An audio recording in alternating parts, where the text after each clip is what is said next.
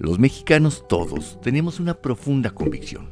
Sabemos que provenimos de culturas centenarias en las que esa visión del mundo ha logrado permear hasta nuestros días.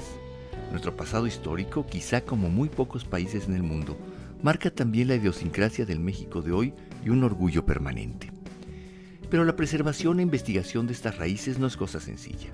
Frente a un mundo que cambia rápidamente y que ha hecho de cuestionar su propia historia una realidad, es que hoy cobra sentido acercarnos con Diego Prieto Hernández. Diego Prieto es el director del Instituto Nacional de Antropología e Historia, y con él nos preparamos para un viaje al futuro con esa visión histórica tan propia de los mexicanos. Por eso, me encuentro hoy con Diego Prieto. Pues hoy estoy en un lugar realmente especial con una persona realmente especial. Diego Prieto Hernández, antropólogo, que no solamente es antropólogo, es el director del Instituto Nacional de Antropología e Historia. Sí. Diego, muchas gracias por recibirnos aquí en tu oficina. Con mucho gusto, Carlos. Porque además esta es una plática que se antoja muy interesante, una plática anclada en nuestro pasado histórico, pero también anclada en el futuro como país. Y eso es lo que me emociona mucho de platicar hoy contigo. A ver, empecemos un poco por lo básico, si te parece. Sí. ¿Cómo está nuestro patrimonio histórico en materia de preservación? ¿Lo tenemos bien? ¿Nos hemos avanzado? ¿Cómo estamos? ¿De dónde partimos? Bueno, en primer lugar, sí es importante reconocer que México se caracteriza por ser una nación que se preocupa mucho por esto que llamamos patrimonio cultural, este conjunto de bienes, de saberes, de valores, de referentes y símbolos que nos dan identidad, nos dan sentido de pertenencia y nos dan también la convicción de la grandeza y la diversidad cultural de nuestro país. De hecho, desde antes que surgiera México como país independiente, claro, a finales del siglo XVIII, siempre recuerdo eso porque sí es un hito en lo que corresponde al reconocimiento de un patrimonio histórico. En 1790, el 13 de agosto, en la Plaza Mayor de la Ciudad de México, aparece esa imagen que tienes ahí, Coatlicue. La Coatlicue aparece. Y ya es el siglo XVIII, ya está empezando a formarse un sentido de patriotismo criollo. Y a diferencia de los primeros siglos de la ocupación española, en donde un objeto como ese hubiera sido objeto, o hubiera tenido un trato de combate a la idolatría, sí, lo hubieran destruido, lo hubieran aventado. No. La gente ilustrada de la Ciudad de México decide que ese es un elemento muy importante para reconocer la valía de las antiguas civilizaciones que florecen en nuestro territorio y lo guardan en la Universidad de México, wow, que estaba entonces donde hoy es la Suprema Corte de Justicia.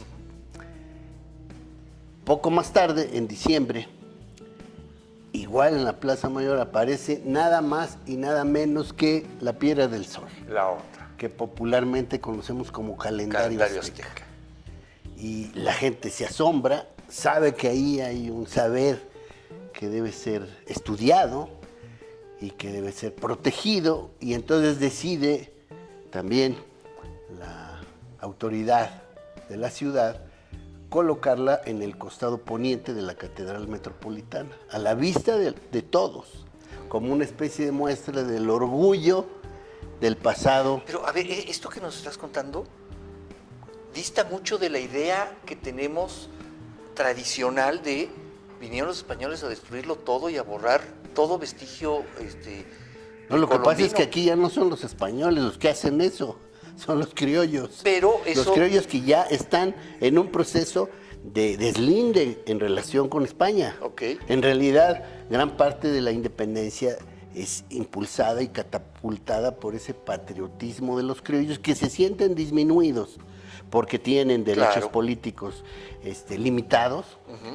Solo los peninsulares, por ejemplo, podían ser virreyes, sí, solo los peninsulares podían aspirar a ciertas jerarquías eclesiásticas, Solo los peninsulares tenían una serie de prebendas y privilegios de los que no tenían los criollos, que además, aún dedicándose a ciertas actividades económicas y comerciales, estaban sujetos, claro está, a todo lo que eran las alcabalas, Claro. Lo que eran los estancos reales. Entonces, efectivamente ahí empieza a anidar un sentido de identidad propia. Y claro, no se trata de que hay una catástrofe por la ocupación española, que sí la hay, sino que también pues hay una serie de elementos culturales que nutren la diversidad de nuestro país. Pero entonces, a lo que voy es que cuando cambia la actitud hacia estos bienes que hablan de las antiguas civilizaciones que florecen en estas tierras, lo que estamos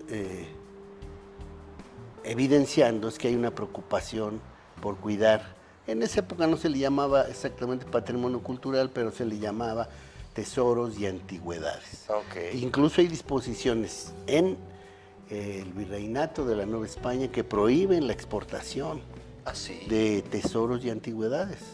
O sea, esos bienes no se podían sacar del virreinato. Obviamente, la Nueva España es un gran reino. Claro. Claro, sometido a España, pero es un reino. También se le llamaba el reino de la Nueva España. Y que tiene un elemento de manejo interno que los españoles no podían necesariamente dominar por completo, someter por completo. Y bueno, pues es ahí donde se va naciendo la idea de la independencia, que finalmente da lugar a la gesta insurgente que inicia en 1810, 11 años de guerra muy sangrienta, que culminan en la consumación de la independencia en septiembre de 1821. Consumación que también habla de una alianza compleja entre sectores de la oligarquía criolla, representados por Iturbide, y sectores de las clases populares, por decirlo así, los pueblos, las comunidades, que también buscaban la independencia de esta nación y que están representados por Vicente Guerrero. Entonces, este país surge, y una de las primeras decisiones del primer presidente de México como República Federal, Guadalupe Victoria, es fundar el Museo Nacional. Ahí otra vez ves la idea, hay que identificar, hay que cuidar, hay que estudiar los tesoros, las antigüedades, los elementos que nos dan sentido de patria. Sin embargo, tengo una sensación, a ver si tú la compartes o estoy equivocado. Creo que en términos generales los mexicanos nos sentimos muy orgullosos de nuestro pasado histórico. Sí. Hablamos mucho eso del Templo Mayor, de los aztecas, ¿no? Del mundo maya, pero creo que lo conocemos poco y creo que en términos generales hay una enorme ignorancia de lo que eso fue. O sea, como que es muy por arriba, y ya cuando entramos y hablamos un poco, por ejemplo, de la cosmovisión mexica, pues ya nos enredamos un poco en quién era quién, y no lo tenemos, pero nos sentimos muy orgullosos. Claro. Pero no lo conocemos. Eso es totalmente real. Hay dos fenómenos. Por un lado, esa idea de orgullo. Sí. Todo el mundo sabe que el Museo Nacional de Antropología es uno de los más grandes museos del mundo entero, pero hay muchos mexicanos que no han ido, o fueron una vez, en la vieron la sala llevaron, mexica, ¿no? Vieron el calendario azteca, adiós. Y ahí te Así ves. es. Entonces sí hace falta, por un lado, mucho conocimiento, y por otro lado, también todavía prevalecen muchos segmentos de nuestra sociedad la idea de que lo pasado fue glorioso. Así es. Pero las comunidades y culturas originarias del México contemporáneo son despreciadas, son desconocidas, son discriminadas. Incluso eso se traduce en una frase que le atribuyen a Porfirio Díaz, pero creo que más bien deviene de alguno de los generales de los Estados Unidos en la ocupación de México, que señalaba, según esto, atribuyéndoselo a don Porfirio Díaz, que no hay mejor indio que el indio muerto. Sí. Así como diciendo, bueno, Claro. los indios del pasado son gloriosos, son magníficos, construyeron grandes pirámides, pero los inditos, como a veces se Ajá, dice con sí, desprecio, sí. que encontramos en las calles o en los pueblos o en el campo de nuestro Así país, es. pues esos Esos no no. cuentan. Fúchila, ¿no? Entonces viene todo un tema de discriminación que no hemos terminado de desterrar, ¿no? Claro. Incluso muchas veces se juzga a un personaje, a un político, por su apariencia física, ¿no? Ay, no, ese está muy naca. Ajá. Esos tipos de expresiones hablan precisamente, Carlos, de esa ignorancia, Así es. de no entender que hay una continuidad cultural, histórica, lingüística, que en este país todavía se hablan muy distintas lenguas, que pertenecen a 68 distintos grupos lingüísticos y que se traducen en más de 364 variantes lingüísticas. Eso mucha gente no lo conoce. Todavía cuando yo iba a la escuela, las clases de español llevaban en el libro el nombre Lengua Nacional, ¿no? Cuando en realidad, pues todas las lenguas autóctonas y también el español son lenguas nacionales, ¿no? Claro. Entonces, pues, ese libro se debe llamar español y ya, tan, tan. Pero hay también me da la idea, en los últimos años hemos vivido polarizaciones en muchos sentidos. Por supuesto en la política, en la económica, en la social. Es decir, México está, creo yo, como nunca en un diálogo interno que estamos viendo todavía qué queremos para este país y Claro. por dónde vamos. Y así es como terminamos con un periodo largo de gobiernos del PRI, del PAN, ¿no? Y estamos ahora entendiendo qué significa el gobierno de la Cuarta T. Estamos entendiendo el México que estamos proyectando. Y ahí hay un concepto que a mí me llama mucho la atención. Tal vez tú me ayudes a resolverlo. Sí. Porque hay también un debate de hace años de la apropiación de la identidad nacional. Y te lo digo abiertamente. Hay para quienes ser alto y güerito no es ser pueblo mexicano. Pareciera que el pueblo mexicano es moreno y más bajito. Y pues yo soy mexicano. Tú eres mexicano y no supuesto. eres moreno, eres, ¿no? O Muy sea, paliducho, aunque mi apellido Prieto, ya es una ventaja. bueno, tienes una ventaja. Pero ha habido un debate sobre la apropiación de la identidad del pueblo mexicano en la que ha pasado por la exclusión de unos con otros. Incluso te lo digo, lo vimos en la campaña presidencial. Si la candidata hoy presidenta electa es de orígenes judíos y entonces no es mexicano, Claro. si es mexicana. A ver, ¿cómo desde aquí, desde todo lo que tú sabes, que sabes muchas cosas, cómo interpretar esta lucha por apropiarse la identidad nacional de unos grupos contra otros? Sí, mira, yo creo que aquí podríamos hablar de que hay un primer momento del México independiente en donde lo que se discute es cuál va a ser, en los términos que tú estás fraseando, la identidad de México. Exacto. Entonces, la búsqueda de una unidad cultural. Y aquí surgen dos propuestas. La propuesta esencialmente criolla, Ok. que asumen los conservadores, los centralistas y monarquistas, que se basa en la idea de que la unidad cultural va a partir de asumir los modelos que vienen de Europa fundamentalmente. Además, esta postura está alentada por la logia escocesa, Ok. que es de origen europeo. Entonces, aquí claramente están los hacendados, los terratenientes, los conservadores, los centralistas. Y la otra propuesta es que México se debe identificar bajo un prototipo que se va, si tú quieres, construyendo, si tú quieres, inventando a mediados del siglo XIX, que es el del mestizo. Correcto. ¿no?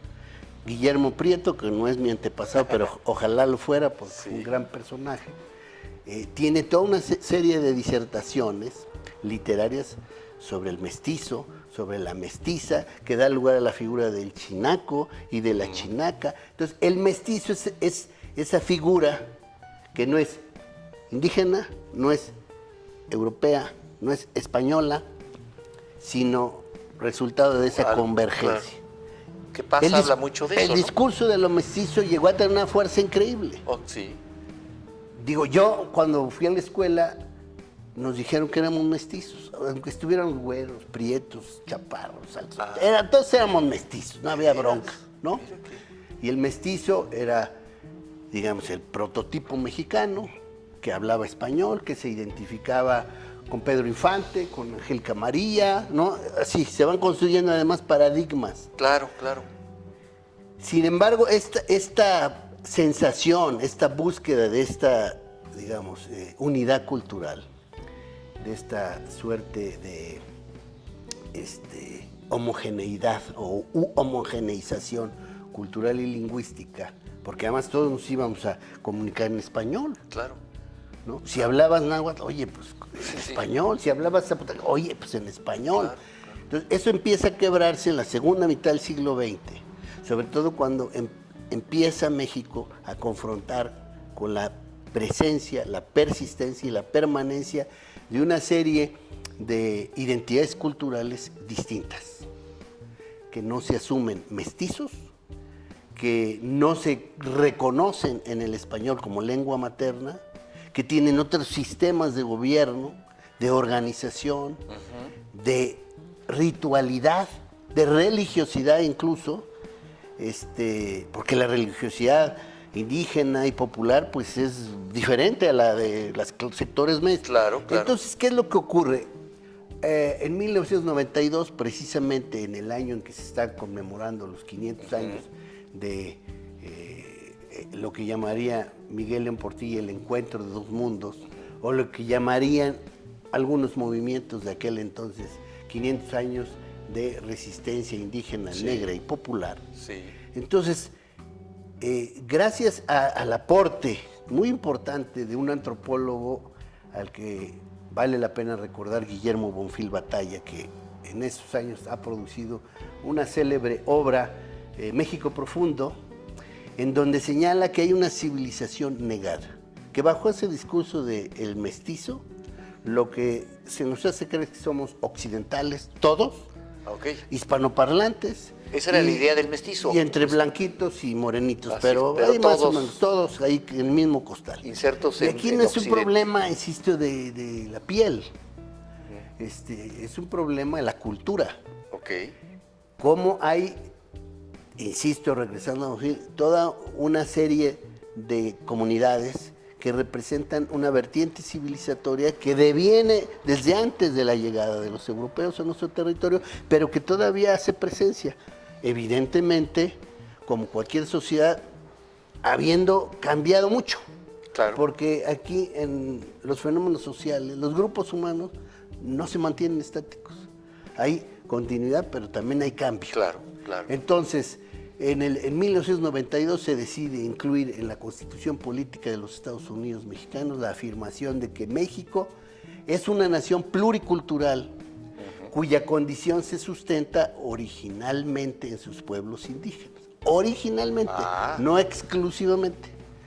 Somos pluriculturales, significa que tan mexicano es quien vive en Santa Fe, en Las Lomas, en Polanco, en Santa Cruz Mellehualco, en Nejapa de Madero, Oaxaca, claro, o en Santiago Mezquititlán, Querétaro. Somos mexicanos. Pero, y ese es el gran tema de Lina desde finales del siglo pasado, si bien podemos hablar de una identidad nacional en términos genéricos, en realidad esa identidad nacional es el producto de múltiples identidades, todas las cuales tienen el mismo valor, todas las cuales tienen la misma dignidad. La comunidad española en nuestro país tiene el mismo valor y dignidad que los ñañó del Valle del Mezquital o que los ralámuri de la Sierra Tarahumara.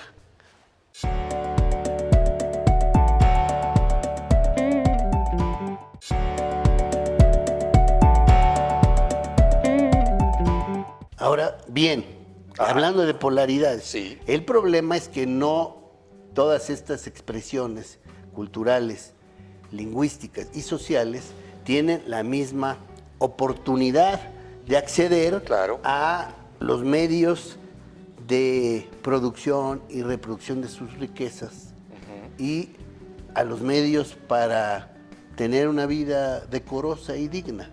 Entonces, yo digo que el principal factor de polarización que hay en nuestro país y que viene desde la colonia es la profunda desigualdad. Claro. La profunda desigualdad que hay en este país. Es uno de los países más desiguales, aún a pesar de que se ha ido disminuyendo la desigualdad en los últimos 6 años, por decirlo así. Seguimos siendo un país muy desigual. No ha sido suficiente. Y entonces, yo por supuesto que no estoy de acuerdo que se discrimine a la comunidad libanesa. Por ejemplo. Sí, no, pero la comunidad libanesa tiene manera de defenderse. Entre otras cosas, uno de los más grandes millonarios del mundo. Pues digo, nada más para dejarlo claro, ¿no? Mientras que si discriminas a los MEPA de la Sierra de Guerrero, no tienen manera de defenderse, como sí puede defenderse la comunidad judía en este país, que igual también merece todo mi respeto. ¿Y quién es el encargado de defender a esas minorías étnicas? Bueno, en principio hubo una institución que ayudó, pero que también tuvo sus grandes limitaciones, el Instituto Nacional Indigenista. Ok. ¿Qué pasó con ellos? Lo que pasa es que el Instituto Nacional Indigenista hasta los años 70 sustentaba una política integracionista. Ellos ayudaban a los pueblos indígenas, pero ustedes intégrense, castellanícense. Y eso significaba perder valores, identidad. Perder identidad. Eso, digamos, en un sentido antropológico lo puedes llamar etnocidio. No matas a la gente, pero le desdibujas culturalmente. Es como si yo llegara con los compañeros japoneses y digo, ¿saben qué? A partir de mañana todos van a aprender inglés. Olvídense de los kimonos y dejen de... porque los vamos a integrar al mundo. Sí, dejen el shintoísmo, porque pues ese no es buena onda, ¿no? En todo caso, asuman, porque los vamos a integrar al mundo. Claro, eso. Pues sí, el tema que decía Ricardo Posas, que las comunidades indígenas se integren cuando quieran y como quieran. Porque decía el mismo Alfonso Caso, en 1956, en una conferencia que dicta en París y en Estocolmo, dice, bueno, el Instituto Nacional Indigenista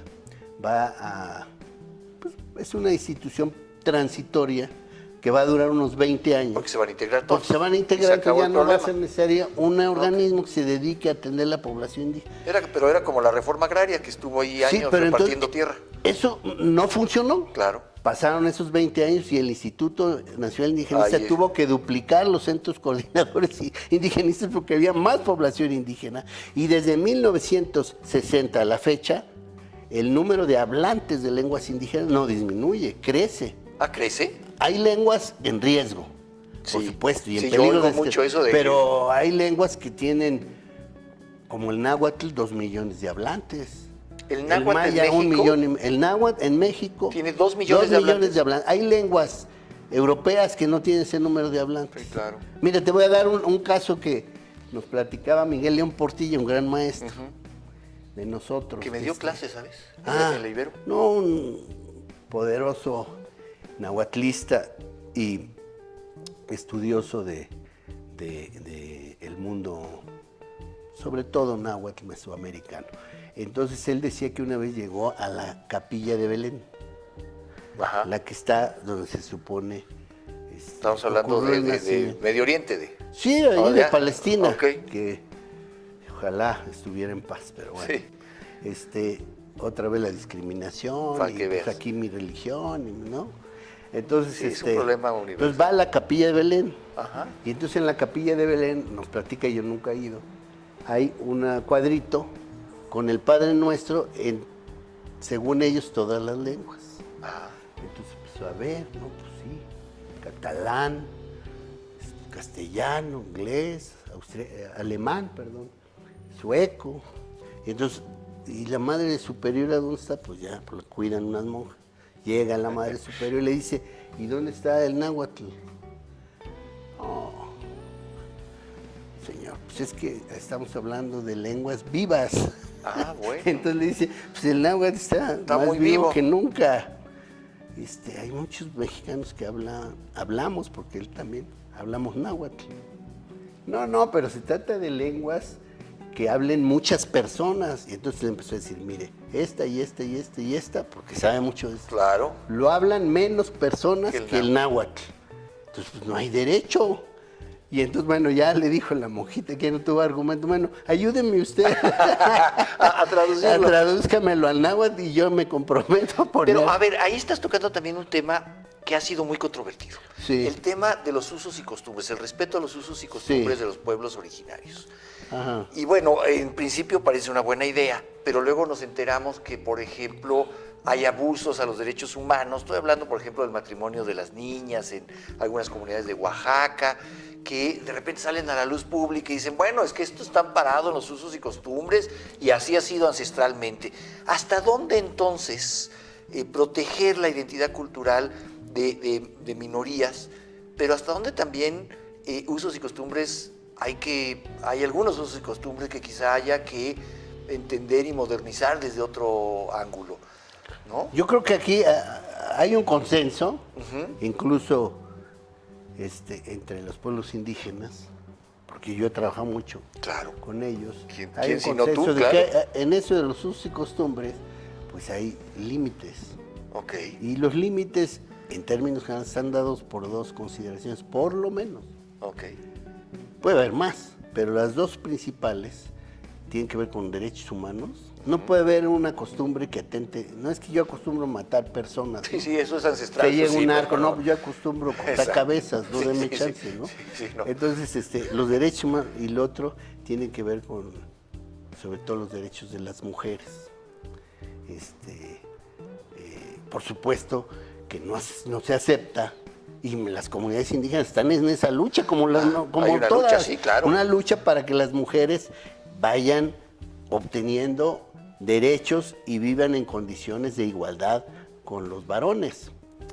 Pero ese tema de costumbres que no son exactamente favorables a la dignidad de la mujer, pues no es solo de los indígenas. Mi esposa claro. Marisa tenía en la escuela una amiguita judía cuya hermana fue casada con un señor sesentón. Sí, claro. Pues porque así Porque lo así decidió era. la familia. Y no es privativo siquiera de México, digo, estamos del mundo árabe, Sí. ¿no?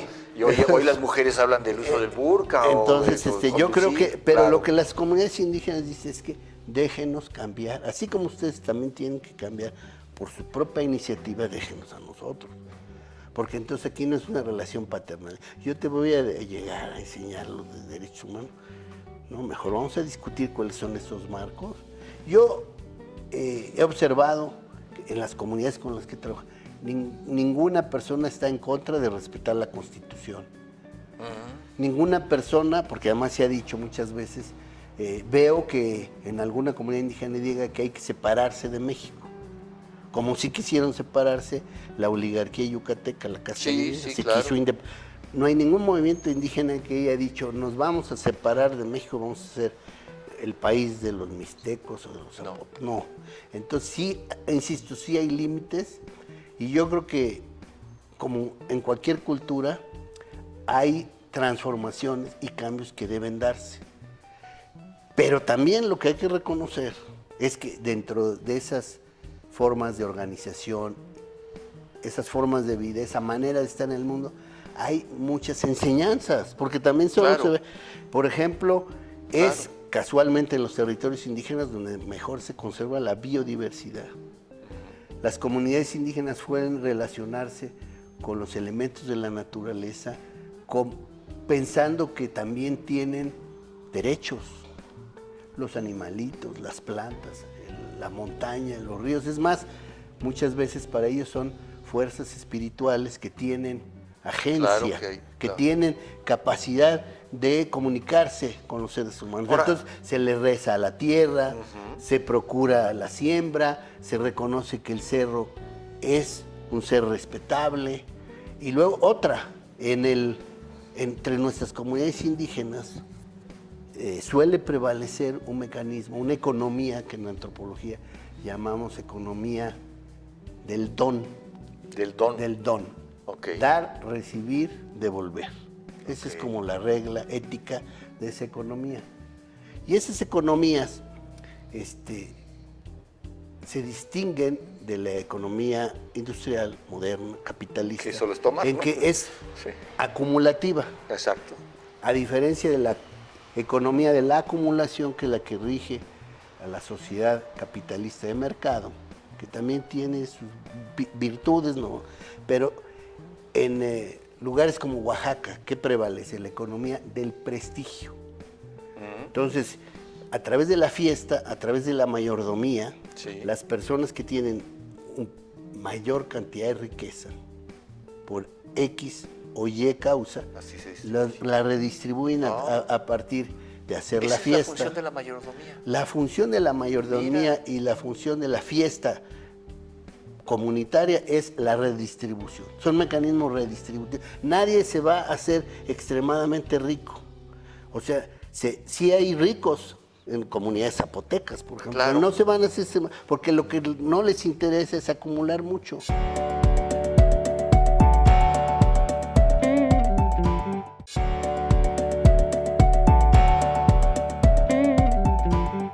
Ok. Dice el Rarámuri, dice del Chavochi que somos los mestizos.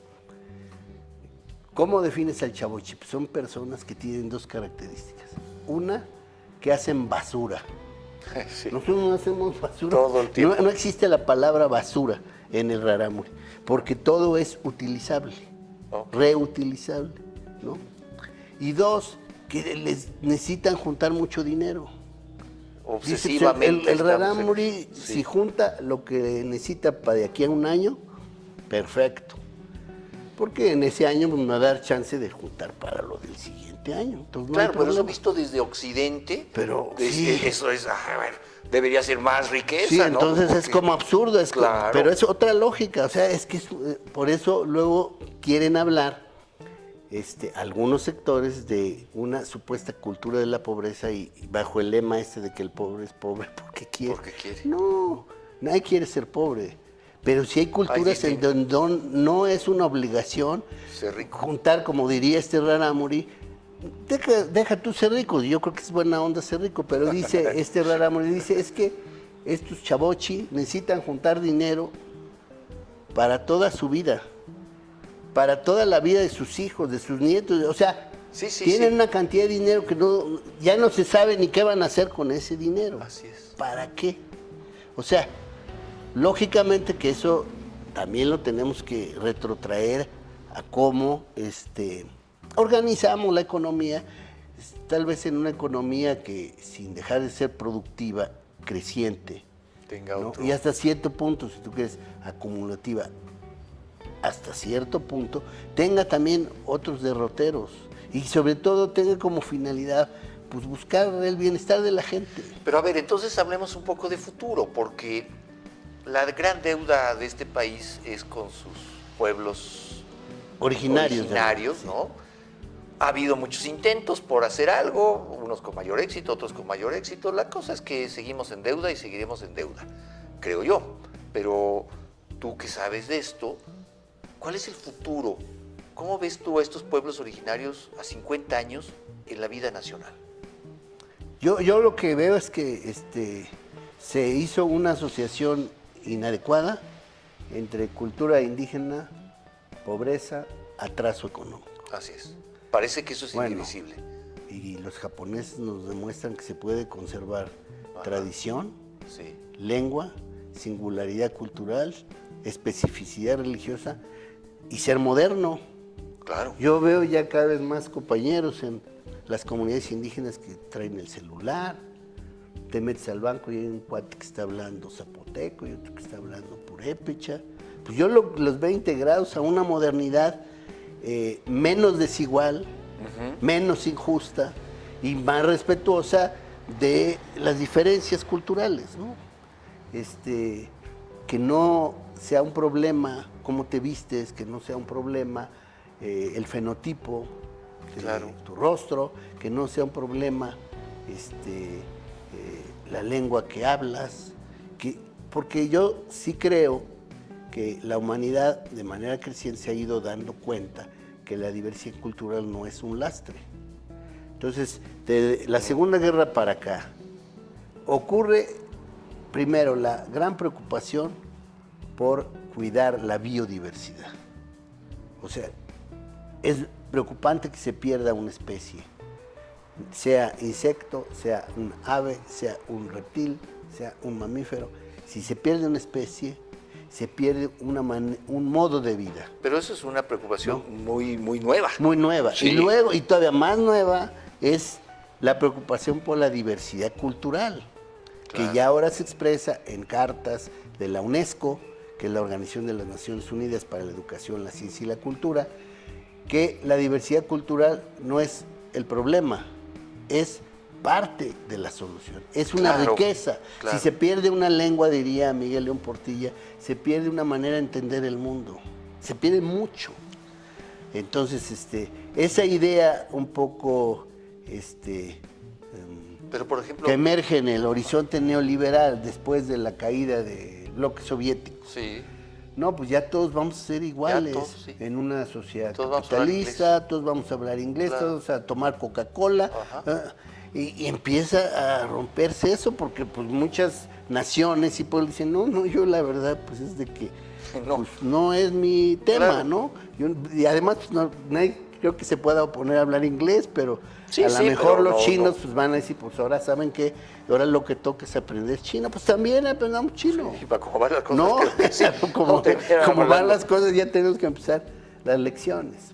Entonces yo creo que yo a lo que veo a futuro es que busquemos una modernidad que sea sustentable en lo ambiental, que sea justa en lo social y que sea incluyente y plural en lo cultural. A ver, estamos entrando a la parte final de nuestra plática y nos podría dar para muchísimo más, pero quiero hablar del instituto, el Instituto cómo no. Nacional de Antropología e Historia, porque, claro, ahora entiendo por qué lo diriges tú. Ahora entiendo por qué tú eres el director, ¿no? Porque tienes una visión muy clara de por dónde llevarlo. Voy a volver a mi pregunta inicial. ¿Cómo está nuestro patrimonio histórico en materia de conservación? En materia, sí, de conservación, porque eso es parte de lo que ustedes hacen aquí, ¿no? Importante preservarlo. Claro. Pero ¿cómo está también en materia de valoración social? A veces siento que se valora más nuestro patrimonio fuera de México que en nuestro propio país. Quizá es una visión muy del centro, muy sesgada, ¿no? Estoy seguro que comunidades tienen muy claro su patrimonio. ¿Qué pasa con nuestro patrimonio? ¿Cómo estamos? Hemos abierto muchos museos, pero no sé si esos museos tienen el presupuesto suficiente, tienen la atención suficiente. Tengo la idea de que México podría ser mucho más con nuestro patrimonio cultural en materia de turismo, en materia de desarrollo económico, y que no hemos logrado detonarlo. Esa es mi impresión, pero la que importa aquí es la tuya, porque tú conoces de esto. No, yo creo que es una impresión cierta, ¿no? Sin duda alguna, el patrimonio cultural, arqueológico, histórico, antropológico, artístico, espiritual de nuestro país es inmenso. A Lina sobre todo pues le toca proteger las expresiones materiales de este patrimonio para que no se deterioren. Las necesidades son inmensas, los recursos sin duda limitados, nunca van a alcanzar, porque tenemos, nada más para darte una idea, un registro de cerca de 60,000 localizaciones arqueológicas en el país. 60,000. De las cuales solo 193 están abiertas al público. Pero 60,000 localizaciones no las podemos atender simultáneamente porque, digamos, el INAH completo pues tiene 550 arqueólogos de base, tiene tal vez otros 450 contratados. No daría la vida para tenerlo. Entonces, y luego si hablamos de monumentos históricos, sobre todo el periodo virreinal, pero también el siglo XIX, pues podemos estar hablando de 120,000 en el país, 60 zonas de monumentos históricos, tenemos acervos inmensos de arte virreinal, de arte del siglo XIX, de arte contemporáneo, que también debe ser conservado y cuidado, aunque no le toca al INA, sino al INVAL, al Instituto Nacional de Bellas Artes y Literatura.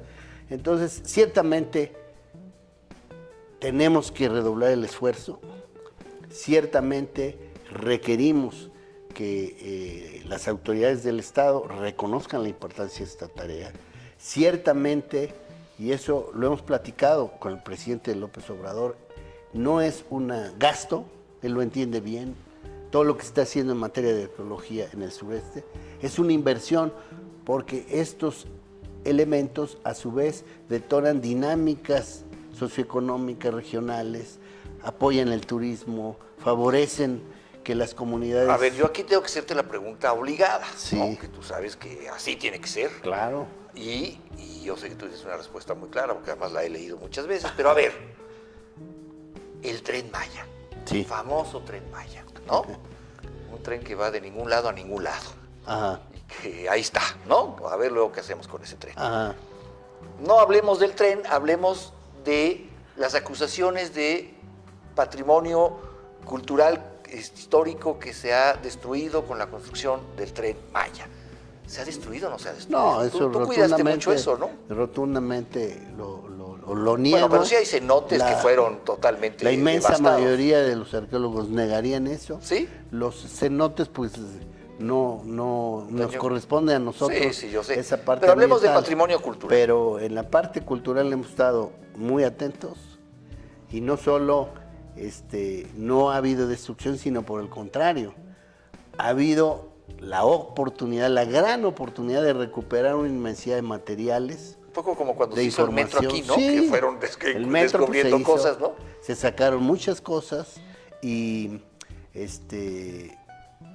no ocurrió nada. Claro, en algunos casos hubo incluso que cancelar una línea del metro porque iba a pasar por todo lo que es el subsuelo del Zócalo de la Ciudad de México, y ahí se consideró que pues el salvamento arqueológico hubiese durado años, lustros. Sí, claro. Entonces mejor le fueron por otro lado. De la vuelta. Exacto. ¿Fue una oportunidad arqueológica la construcción del metro? Sí, del metro y del Tren Maya. La obra pública la tomamos como un desafío y una oportunidad, porque evidentemente no tiene el INA la capacidad de excavar en todos los lugares que quisiéramos. Por ejemplo, ahora en el Centro Histórico de la Ciudad de México, cada vez que se hace un edificio, una cimentación, se va a reestructurar una casona, se encuentran cosas y eso nos da la oportunidad. Sí, claro, y hay de todo. Nosotros, otra vez, el INA parte del criterio de que podemos modernizar, podemos hacer desarrollo urbano, industrial, ferroviario y de todo. Si quieres luego platicamos de el tren, a dónde va y por dónde va. Sí. Pero se puede hacer eso asegurándonos del cuidado de nuestro patrimonio cultural y natural. Y también de eso en un momento dado se podría hablar, porque evidentemente hay situaciones incidentales que nosotros mismos hemos planteado deben mitigarse, deben corregirse, deben evitarse, y por supuesto que nos hemos hecho cargo en varias ocasiones de hacer ajustes, bien en el trazo o bien en la ingeniería. Okay. Por ejemplo, para pasar arriba de los vestigios, en viaducto, o para poder desviar y librar una... ¿Y les han hecho caso, Diego? Sí, ¿Sí? Por lo menos nosotros participamos y requerimos alrededor poco más de 20 desviaciones en el trazo. Para preservar patrimonio. Y otras medidas técnicas, hacer un viaducto o pasar en puente o dejar subsumidos los vestigios con una geomalla para que queden como reserva de investigación. Okay. O sea, el punto es que sí, el INA, pues en sus 85 años ha estado haciéndose cargo de evitar que se lastime el patrimonio, y desde que en el 72 se dictó una ley federal que nos da autoridad para detener obras, tenemos esa autoridad para requerir la modificación de un proyecto. Desde ese tuvimos más fuerza, porque por ejemplo, por decirte un ejemplo, en Tlatelolco, cuando se hizo la unidad, claro, se hizo afectaron un montón de vestigios. Claro. Estaban a punto de que la zona arqueológica que está en la plaza. Sí, la que es icónica. Se la iban a cargar hasta que la gente del INAH, con el apoyo de algunos funcionarios de la Ciudad de México, lograron decir, bueno, por lo menos dejemos esto. Pues, son los principales templos de la Ciudad de México, Tlatelolco. Claro. ¿No? Porque... Pero, y además es como muy reconocido, ¿sí? Cuando el INAH te para una obra, cuidado, ¿eh? Sí. Ahí no hay forma, o sea, hay que responder a lo que dice el INAH. Sí, y nosotros, lo que pasa es que no nos dedicamos a andar haciendo declaraciones, ni litigamos en los medios, ni le queremos dar necesariamente carnita a los que quieren abonar a escándalo, pero sí paramos cosas. Y, a ver, espérense, se le cita a quien está llevando la obra. ¿Usted por qué está pasando? Si todavía no tiene liberado el tramo. Claro.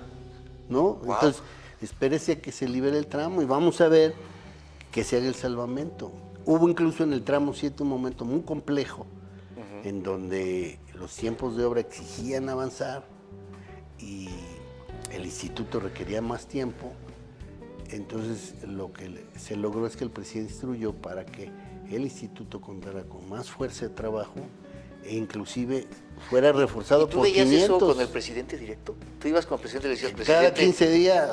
Sí, yo sé que estaba en todas las giras. Yo estaba en todas las giras. Pero tú ibas y le decías, presidente, espérate aquí, quieren construir muy rápido, pero no hemos terminado. ¿Y qué te decía el presidente? No, pues ahí, por ejemplo, instruyó para más fuerza de trabajo y pidió que se nos diera un lapso de 2 meses, que se extendiera un poquito, y que tuviéramos 500 elementos de tropa, o sea, al servicio del instituto para poder hacer el salvamento y no afectar los vestigios, poder recuperar los materiales, poder hacer las prospecciones antes de que entrara la maquinaria.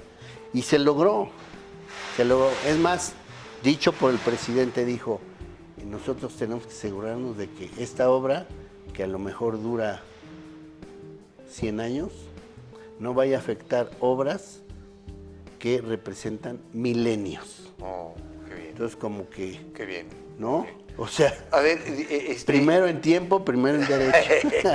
Estamos llegando ya a la parte final. Tú has sido director del Instituto Nacional de Antropología e Historia, no 6 años, has sido, entiendo, 9 años. ¿No? Poco más de 8, como 8 y medio. 8 y medio, lo cual pues, habla de un prestigio, de un trabajo que te avala, pero este sexenio llega a su fin, ¿no? Sí, como ya, todos los sexenios. 30 de septiembre. No sabemos, vamos. Ojalá sigas al frente del INAH, ¿no? No sé, no vamos a futurear con él. Ya veremos qué sucede. Sí. Pero rápidamente, para despedirnos, ¿qué es para un antropólogo como tú haberse dedicado 8 años y medio a dirigir un instituto como este? Porque me imagino que para alguien como tú, con esta pasión con la que nos hablas, con esta visión de la historia y del futuro de México, encargarse de dirigir los trabajos del Instituto Nacional de Antropología e Historia debe ser algo muy conmovedor. Sí, pues yo sin duda alguna creo que hasta hoy es el trabajo más honroso que he tenido, ¿no? Además del trabajo de ser padre y esposo. Claro.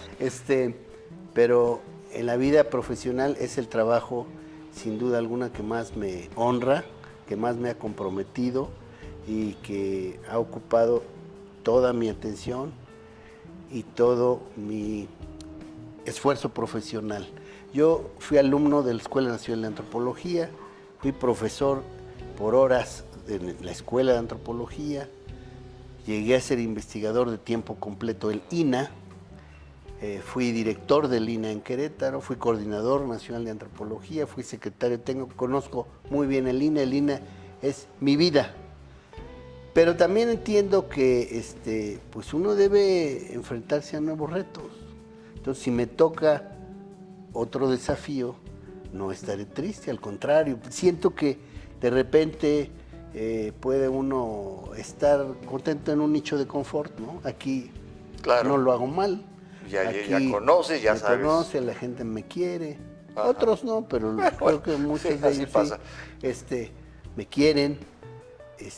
muchos no, tienes que seguir, pues en primer lugar no es mi decisión, Pues sí, claro. es de la presidenta electa, y en segundo lugar, sí me llama el poder enfrentarme a nuevos desafíos, ya sea en la investigación, porque soy investigador, y en la docencia, o ya sea en todos estos ámbitos de los que hemos platicado. Por ejemplo, me gustaría regresar más al trabajo en comunidades indígenas. Okay. En el desarrollo, en el acompañar esta experiencia de cómo avanzar en una modernidad que se haga cargo de la pertinencia cultural de un desarrollo que respete la naturaleza, respete la vida comunitaria y también abone a una sociedad más igualitaria. Entonces, hay mucho que hacer, también de repente me jala la posibilidad de trabajar fuera de la Ciudad de México, como lo hice en Querétaro. Ya ¿Y fuera del país? Fuera del país, no sé. Porque hay organismos internacionales que ven por la preservación del patrimonio de A mí, ahora que me he metido mucho a lo maya, fíjate, me gustaría, por ejemplo, estar en Guatemala. Pero habrá que ver de qué manera. A ver quién te invita a Guatemala. A ver quién me invita. Diego Prieto, te agradezco muchísimo estos minutos, lo he disfrutado, pero también te agradezco mucho la pasión con la que has hecho tu trabajo y la pasión con la que has preservado el patrimonio de todos los mexicanos. Lo que hoy nos has platicado y enseñado, te lo aprecio mucho. Sí, lo seguiremos haciendo desde cualquier trinchera. Vamos a seguir trabajando por valorar, preservar la grandeza y diversidad de las culturas de México. Muchas gracias. Gracias, Carlos. Termina así mi encuentro con Diego Prieto. Han sido unos minutos fascinantes y apasionantes, como lo es nuestras propias raíces históricas. No dejo de pensar en la importancia de entender a plenitud esa herencia de nuestros antepasados que nos hace a los mexicanos tan singulares. Por eso estoy seguro que la vida me tiene preparados otros encuentros.